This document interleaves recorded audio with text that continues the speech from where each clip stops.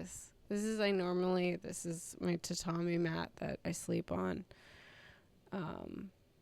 But I'm sort of cleaning, and I'm also maybe thinking of rearranging. I wanted to make a video. I've been wanting to make videos. That's all I wanted to do, is make videos. But so plagued by the background. And I was also sick, as you could probably hear. I did also get a haircut, which is it's shorter than I was expecting, but it's fine, because I think it's fine. It's fine. Anyway, I was sick, and I'm gonna make this video because I have, like I said, such a desire to make videos, but feel overburdened by the enormity sometimes of, longer form, or, I want this to be meaningful, or I want to, be this newly converted, shining Christian with no problems. But that's also not how it works. And I think that's a big issue. I mean, that's a big thing, I think, a lot of the time, especially with prosperity gospel things, Christianity is not easy. It's also not really a choice. It's a gift from God that I am thankful for. It provides the deepest peace I've ever felt, but there are challenges. And I wanted to just make a diary series, because I've always been compelled to share. It's probably, I've always been compelled to be, I don't know, shameless in some way. Exhibitionist. That kind of has the wrong connotation, but performative. And right now, I feel like getting sick, recovery, my identity. So it's so funny, right? Because when you become a new creation, when you're reborn, it's a process of understanding. And I mean, sort of jealous of the people who came to Christ when they were children. But at the same time, it all comes, none of this is easy. We're all sinners in need of grace. So I know that there's no, I think that's the thing, though, is that I want there to be some solution. And that was the point of this, sort of my overarching point of the diary video. But I also wanted to explain what the diary series Ordinary Time, which I think it's a liturgical calendar thing, which is not something that my church follows, as far as I'm aware of, at the Independent Presbyterian Church. PCA, anyway, I like the concept, though, Ordinary Time, because I can't have a YouTube channel and actively make videos as much as I want to make them if I have this sense of like, well, every video I have to talk about something,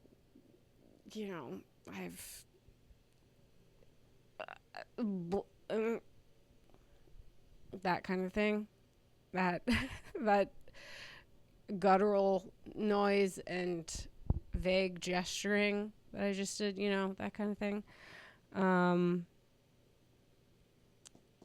But I do have an overarching point for this one, because it has been tough lately.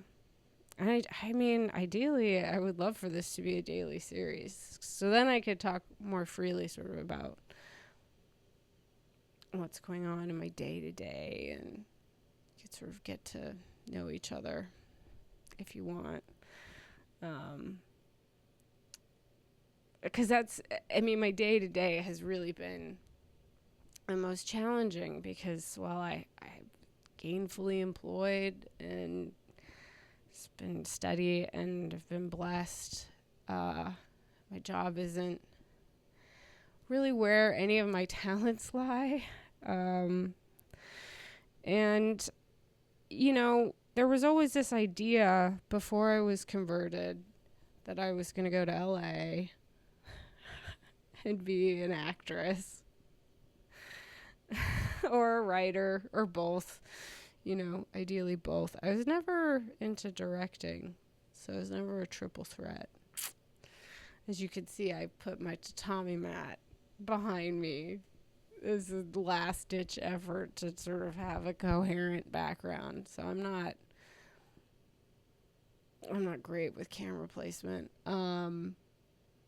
That's not the point of this video. The point of this video is I've been feeling like, I want to have work that it at least feels like I'm able to use my energy constructively or help people. And so I've been watching, for not just that reason, but for other reasons. I've been watching all these medical shows, like Hospital, which is a British docu-series where they follow people around the NHS, and then they're all British docu-series, honestly, that I've been watching. Surgeon on the Edge of Life. That one's cool because you get to see everything, and I love that. And I'm gonna say this, but I know that it wasn't really. It's not my parents' fault, is what I'm just gonna say before I say that my parents basically told me.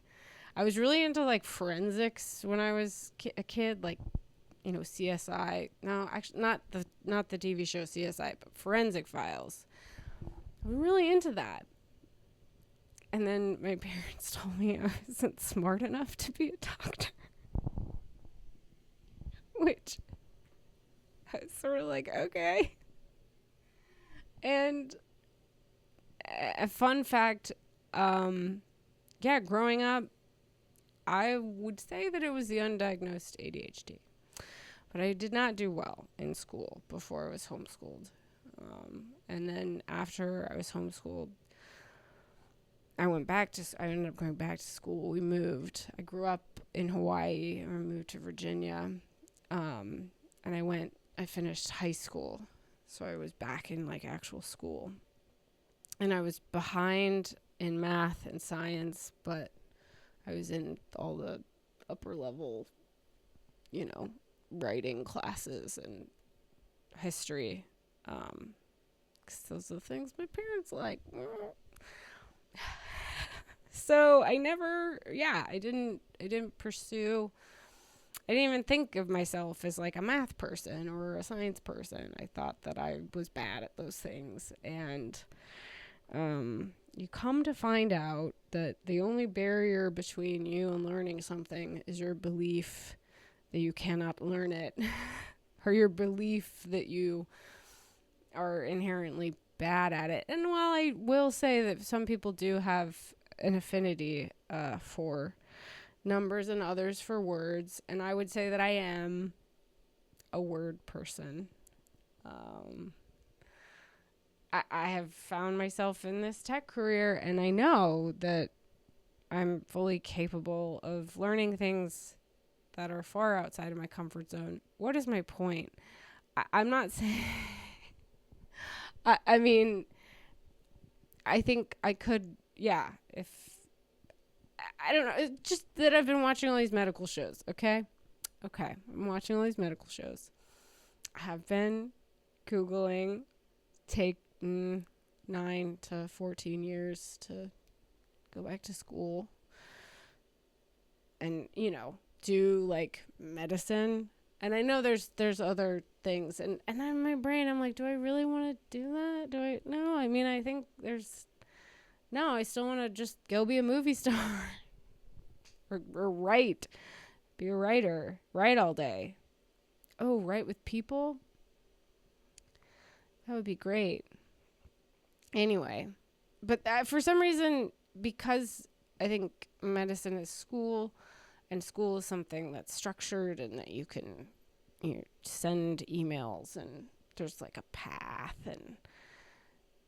and for acting and writing, it's just sort of like... I did make a Substack. I'm going to put a pin in that, and we'll talk about that later. But because I want to get to the overarching point of this, my first diary entry, which is I've been watching all these medical shows. And the thing that is,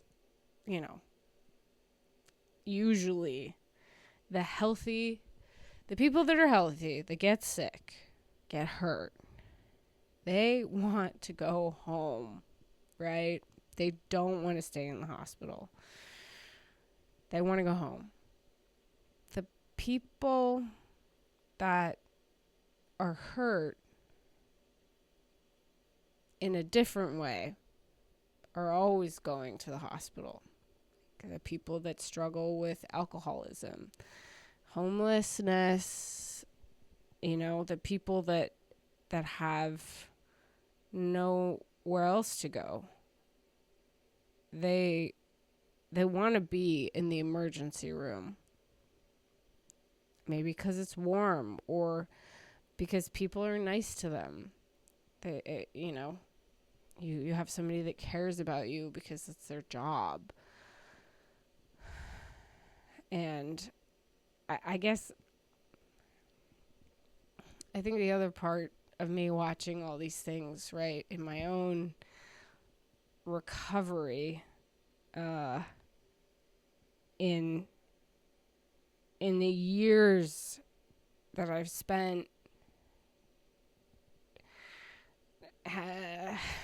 trying to enforce control over my own body, and that coincided with like taking in so much information about blah blah blah, losing weight primarily, which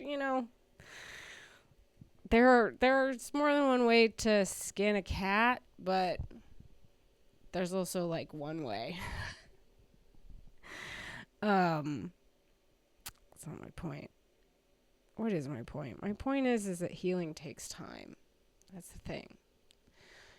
When you are a healthy person, but you got sick. Oh, sorry. Like me now. I mean, I'm getting over being actually... I got a little head cold. I can already tell, with this, it's like, it's like I want to be normal, but it takes time. It takes time, and there are parts when the bad parts are behind you, but you're like this. You're like not quite well. And it's that already you already know that you're okay. Like, you will be okay, but you're not okay yet. I struggle with that so much, but I also think that that's kind of the way the Christian walk is, right? Because we are saved, but every day, I mean, to be blunt, every day we're not dead. We're in the fallen world, and it's hard. You struggle. But the beauty and the thing to remember and to come back to, for me, and it's hard sometimes, like every day, I feel like I just want to say, I feel like Psalm 3, I mean, that's David fleeing from Absalom, but, you know, it's like this process of crying and being scared and being afraid, but then restating the truth that, Lord, you are my shield.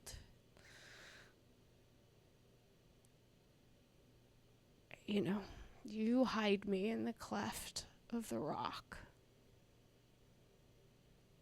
And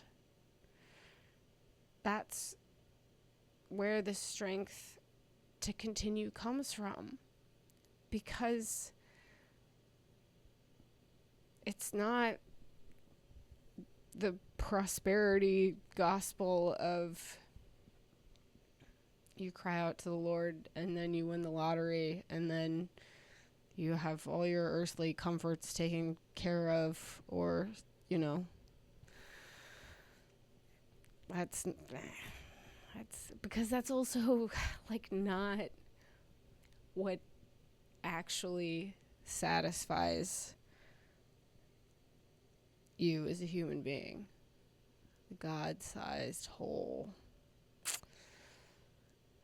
So I am in this process of like just cleaning up and healing. And then but it's like this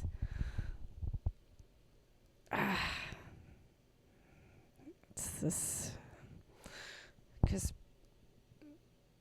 sometimes when you clean, you guys know, sometimes when you clean, it gets messier before it gets cleaner. It's like a demolition. And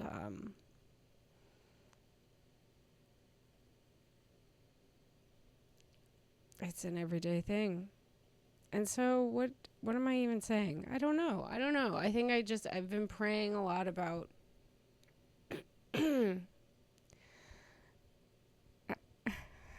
this sounds awful, but I have been praying for, like, it's like a radically different life from my day to day. Even though I know I'm blessed. This is the thing. It's like, you insolent child, you complainer. You know, I guess as God's child, we are sometimes want to have tantrums and scream and cry and be angry.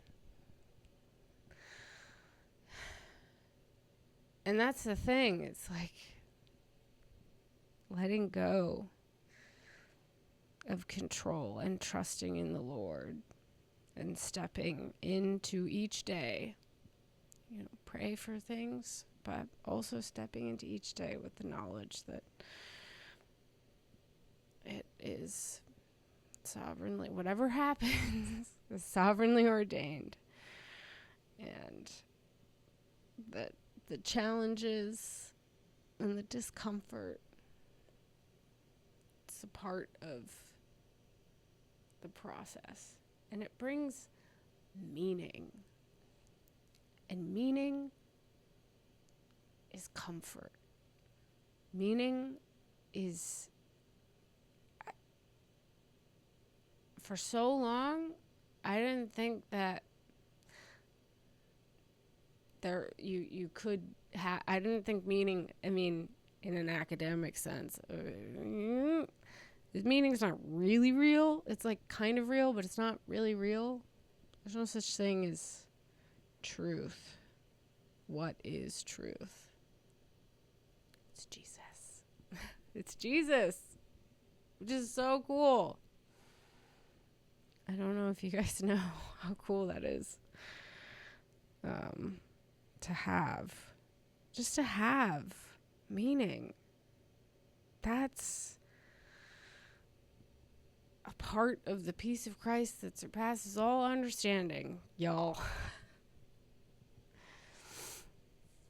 Because when you're in pain and when you're sad and lonely and feel like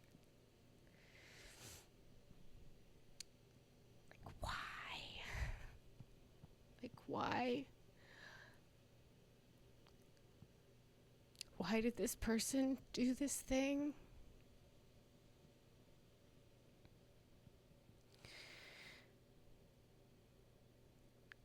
And then to know that it means something. And not only does it mean something, but this person that's done this thing, I'm just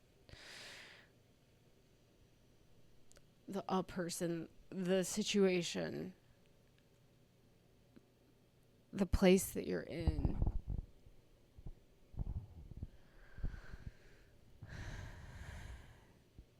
You pray, right? And you pray for them.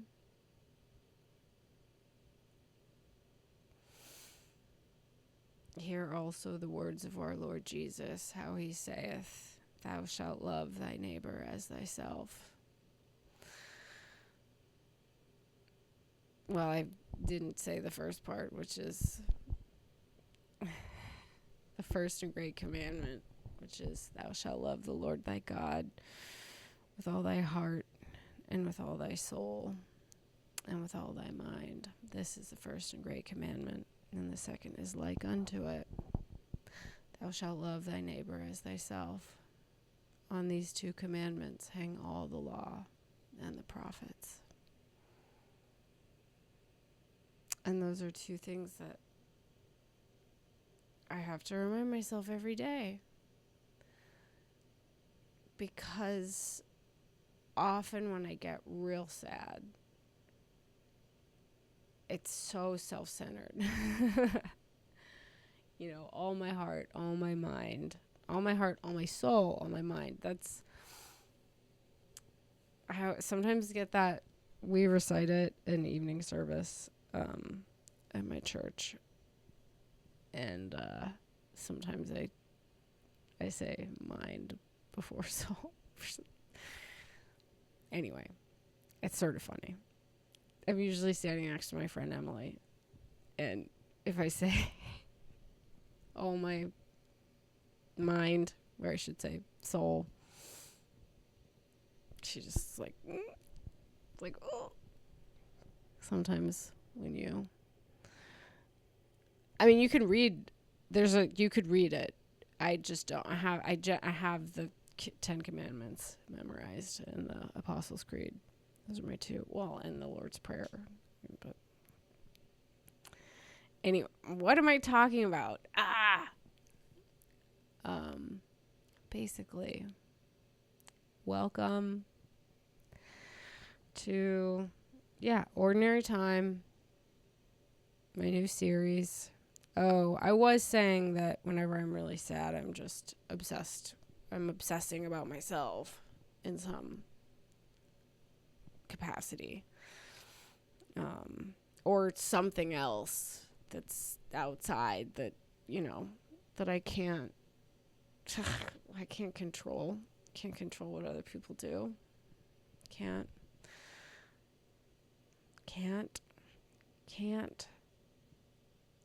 All I can do is love them in the capacity, or no, not capacity. That's the wrong word. Just love them, whether they're here or far. But for me, they're all far. That's not true. I have lovely friends around me who I love, but a lot of people that I feel like know me from the before times. Know me from the before times. I don't really talk to them, and that's been for a while, because I've been off of social media for over a year, and that was like the thing that made me feel social. But that, is not real. And not to say that this is more real, but it's a little more real, because there's this long form. I don't know. I wanted to share. I feel like I want you guys to know me. I mostly just for this channel. I don't want it to be like, oh, I'm like a new Christian and look at my, Proverbs 31 woman. as not just jettisons out of my nose. No. I don't know. There's just like a YouTube thing that I didn't want to do. I just wanted just to be like real. Just be like real. And very eloquent. Anyway. I think that's it. I know there's so many things that I started to talk about that I didn't finish talking about. But that's okay. Because the other thing, too, is I want to talk to you like you're there. I don't want to edit. I mean, I can, and I have. Not for this channel, but I've done it. I'm not bad. I'm actually pretty good at it.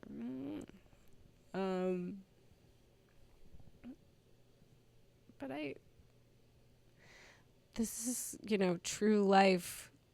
I had a radical conversion when I was 36.8 years old. And that was over a year ago. And it's hard, but it's so good. It's so good.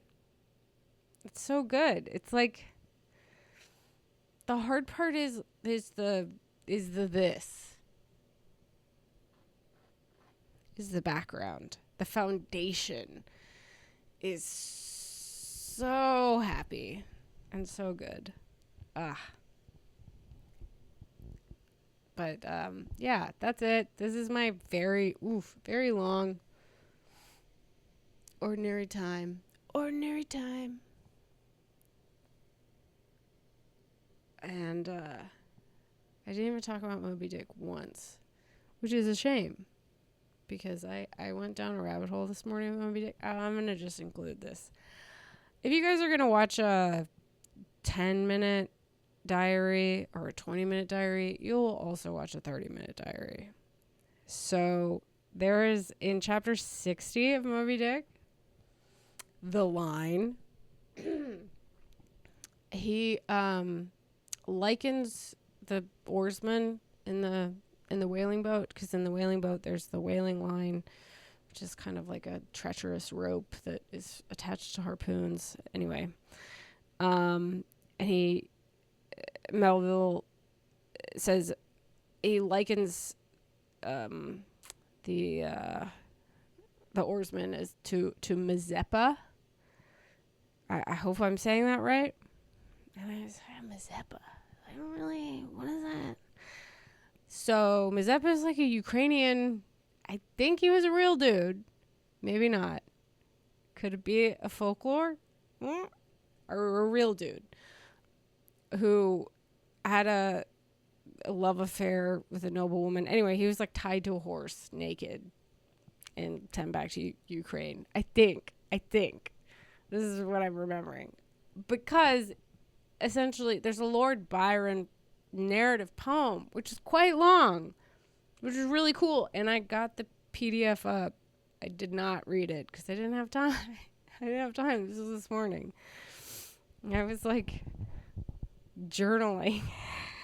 It was like Mazeppa. And then I Googled it. It's a journal post breakfast.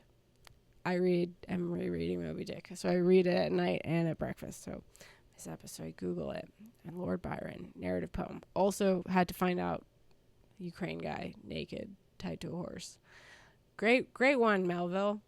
But then I found out that Liszt wrote this insane piano piece called Mazeppa.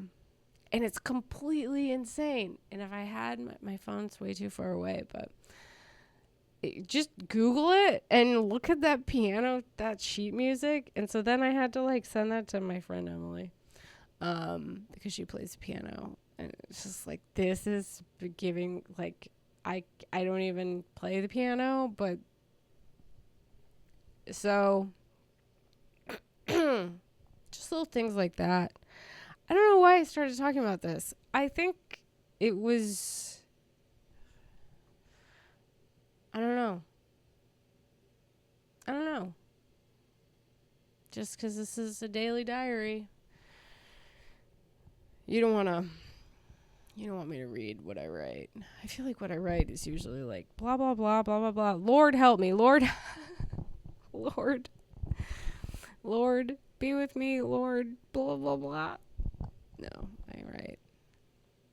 I did have a great dream, not last night, but the night before, where I was at a screening.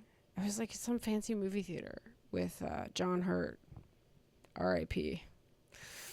And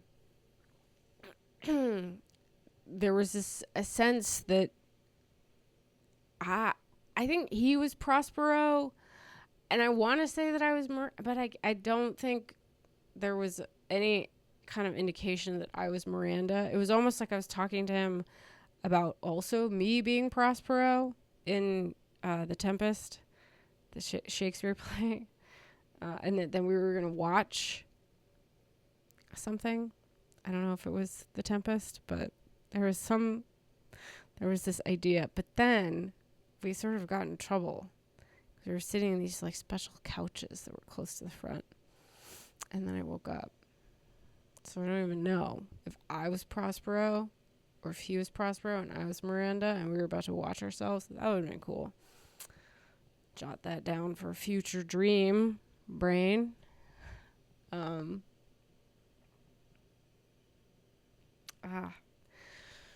Night. Should probably read that again. Anyway. Now we're inching into the 30s. So, how's this for ordinary time, guys? I'm going to wrap up my day. Yeah. I had to, I'm done. I've finished work and now it's evening time. And yeah, I don't know. I just want to blah to you guys on like a casual level, on like this is what I do. This is my day. Hospital shows, Moby Dick, John Hurt Dreams. I watched V for Vendetta for the first time. For the first time. A couple nights ago. And it was not very good. Sorry.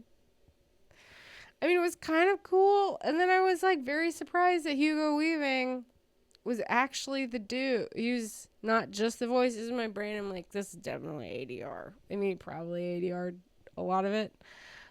Additional dialogue recording for those of you, where the actor goes in and records the voice. Because he's wearing it's a mask. But yeah. And my other friend Jen, I talked about this last night. And she was like, yeah, Zizek, famous cultural theorist, a big fan of Zizek, definitely was. And I'm still, I mean, you know, in his own way, he's like, I want, Jen kind of did hit the, it's hard. I mean, he's like, he's very, it's like, I want to see the day after the revolution. What happens? Yeah, that's a pretty good point, Zizek. Yeah, that's a good point. I was mostly just disappointed that we didn't get to see what this guy looks like. Is he like a crazy burn victim? I thought that he was like immortal. He was on fire. How come he could be on fire but then die from bullets? That was the other thing too. I also just, I don't really get the love story. I thought it was one of those things where it's like, I know this is based on like comic book, and I'm sure comic book has more things in it. But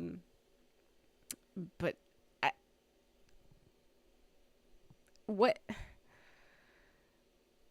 he shaved her head, and instead of having like some scenes where we talk about that, he like takes her out to the roof, and then she says God is in the rain, which is like, do you remember that part? Elijah, the burb tree, God started the rain. I love that. Anyway, I'm gonna get too distracted if I start talking about Elijah being suicidal. But that's great. I'll put that. I gotta put a pin in that for later.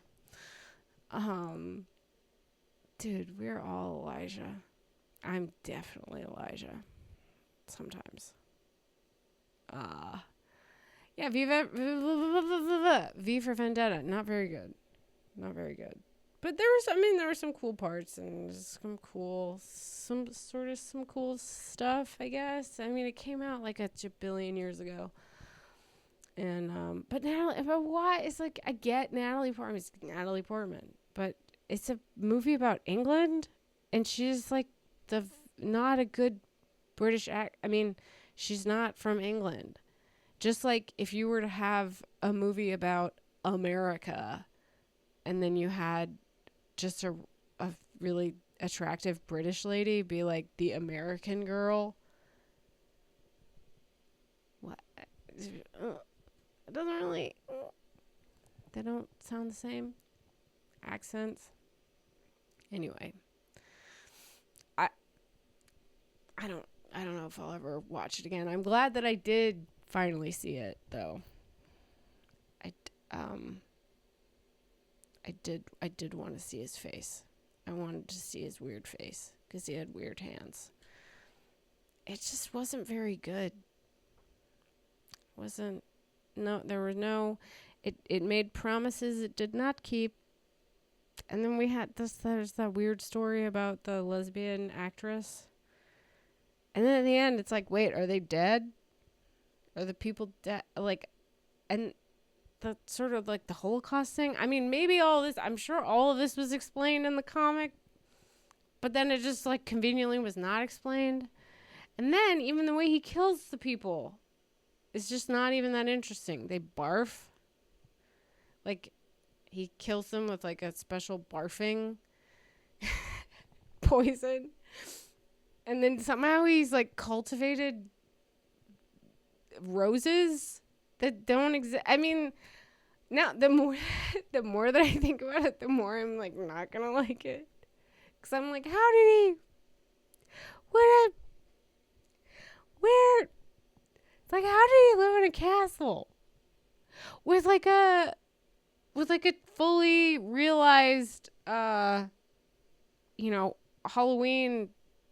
better than like, it's like a theme park grade, penitentiary, like some kind of weird dungeony thing where he was like this cell. Like, how did he have cells? But then it's like, oh, I'm just in the castle with the jukebox. And then, I don't know, a bunch of artwork, I guess, that he stole. And a knight, a suit of armor. And like a frilly apron. I just don't get it. It's like he had to pay the electricity bill. What? Or do we have like a utilitarian government with, dudes driving around with microphones and we're listening in on society, but this one guy just has a castle that's huge and full of shit, including a fully realized dungeon to cosplay when he was experimented on. Like, what? Did he make the dungeon just for the girl that he fell in love with because she was going somewhere at night? This is the thing. It's like every time I think about a movie for a little bit longer than I should, I'm like, hold on. How does this story work? But I guess it was a comic book, so the story's there. It's just in the comic book. And I just have to pretend like none of this all makes sense. Anyway, it was nice to hear Hugo Weaving. He has a great voice. But I did want to see his weird face. Okay. I think I'm done. I think I'm done talking. I gotta make dinner. Probably should wash my hair. I'm gonna upload this now that it's 40 minutes long. You have no idea what's in store for you. I really also have to cough and blow my nose, which I'm not gonna do on camera. So, yeah. Ordinary Time, number 1. I'm gonna get like 2 views on this. And that's fine. Because ultimately, this is for me. I mean, it's to glorify God. Right? The chief end of man is to glorify God and enjoy him forever. And in this very, very sad, I don't know, it's not sad. In the most human way, I am glorifying God. And in this process of like, what can I do in my daily life to glorify God? Because it's not ruminate and it's not veg out. Anyway, I had some good thoughts earlier in the video, so take those. All right. I'll see you guys later. Maybe even tomorrow. Bye-bye.